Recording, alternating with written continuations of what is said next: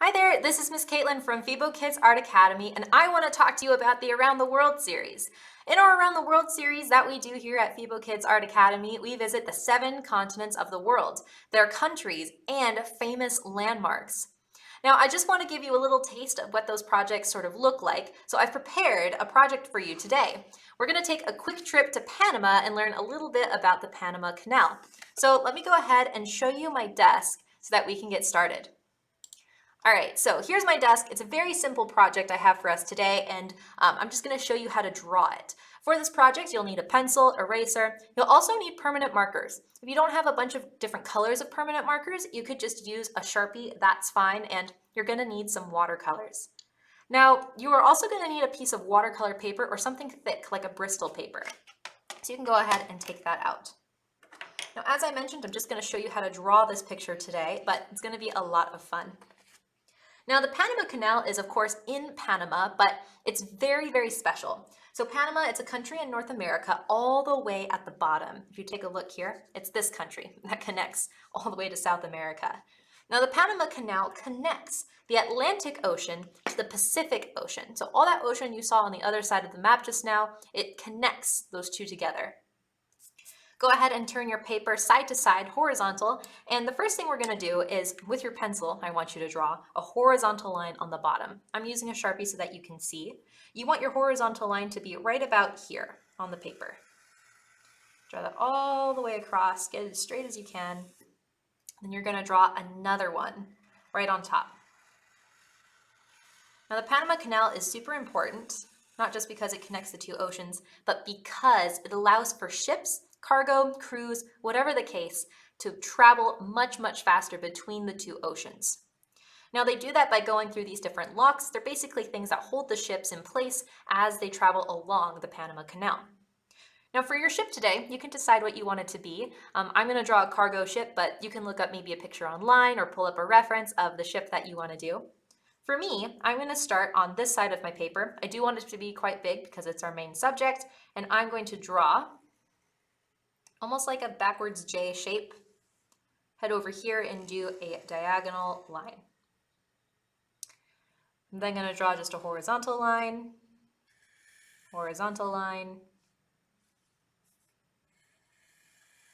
out here, curve down, and then connect to the other side. This is where all the cargo is going to go. From here, you can kind of design how you want your ship to look. Again, look up maybe some images online, or if you have a book of different ships, you can use those too. I'm just adding in some like different rectangles here. Maybe one at the top. This is usually where your crew is going to hang out, or like a captain or somebody steering the ship. I'm also going to add just maybe a horizontal line across the middle so I can divide it into 2 colors. You'll see that a lot with different cargo ships and ships in general. All right, so you can go ahead and continue designing your ship how you like. I'm going to go ahead and add cargo to mine. If you're doing a cargo ship, you can add any kind of cargo you want. I'm just going to make mine very simple. Now, why would you want to connect the 2 oceans? You're probably thinking. Now, it makes it faster for travel, which is very important, especially for ships that are trying to get from point A to point B. But it's a much, much better option than the alternatives, which is what people used to have to take. So you could either go through the Arctic Ocean, so the spot above North America, again, what I showed you on that map, before people couldn't go this way, they had to go around the North Pole and get to the other side and go to the Pacific Ocean. Otherwise, they would have to go south, so they'd have to travel all the way around South America. Now, South America, the Horn of South America, the tip, is really close to the Arctic. In fact, it's like right in the Arctic Ocean, almost there. And that ocean and that climate, very dangerous, very stormy, harsh waters, just not the place that you want to be. Just not great for cargo ships and cruise ships to try and travel along. So trying to find a way through North America or just some way to connect the 2 oceans has always been kind of a thing that people have been striving for. It's not new. Some people found out the hard way that you can't get right through North America. And going through the North Pole is also dangerous. There's lots of icebergs. So the idea for the Panama Canal, once people figured out, hey, this is actually a very thin spot of land in comparison. What if we just built a canal or a bridge across? And so that's exactly what happened. Lots of people got together, and in the 1800s, I believe it was 1881, construction started. And at the time, it was being spearheaded by France. But later, the United States kind of helped take that over. Today, the canal is governed by Panama. All right, I'm pretty happy with my cargo ship and my cargo. Let's go ahead and add in our country at the top, nice and bold. Now, you could write Panama any way that you like, using any font. You could do bubble letters, you could do print. What's most important is that we want it to really stand out here. Think of it kind of like a postcard. If you've ever seen those postcards with the graphic design, it's kind of got like this flat look to it.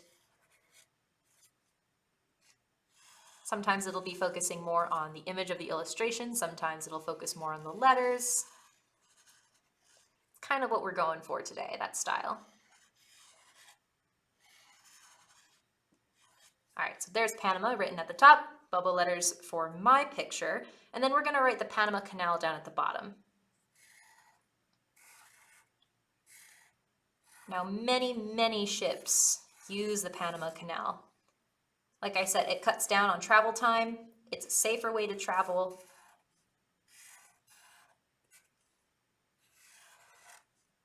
And it usually takes about 11-ish hours, a little over 11 hours, for a ship to go from one side to the next. Which is fair. I mean, it's a whole country you're trying to cross, but it sure takes way less time than trying to go around an entire continent, don't you think? All right, we need to add in the other side of the lock, also just to add in a ground line. So go ahead and take your pencil, add in that horizon line. You can eyeball it or you can use a ruler.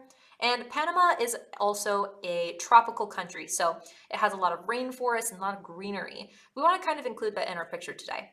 So think of this kind of like drawing a cloud. Again, we're not getting too detailed because these trees, this foliage is very far away, but using rainbow shapes in different sizes, you can add in just kind of the implication that, hey, there's trees out in the distance, and lots of them. Now, I'm not going to color this in with you today. You would have to take an entire class for that, but this is what it looks like when it's all filled in. Now, you could pause the video here if you want to kind of look at the different colors that I use and fill it in for yourself. You can, of course, use markers for some of the more detailed areas. I personally had a lot of fun filling in each little cargo piece. So I hope you had a lot of fun creating this project. I would love to see what you've created as well. And if you are interested in more around the world classes, of course you are, they're so much fun, you can sign up at FiboKidsArtAcademy.com. I would be so overjoyed to have you in my class. Now I hope to see you again very soon, so bye for now.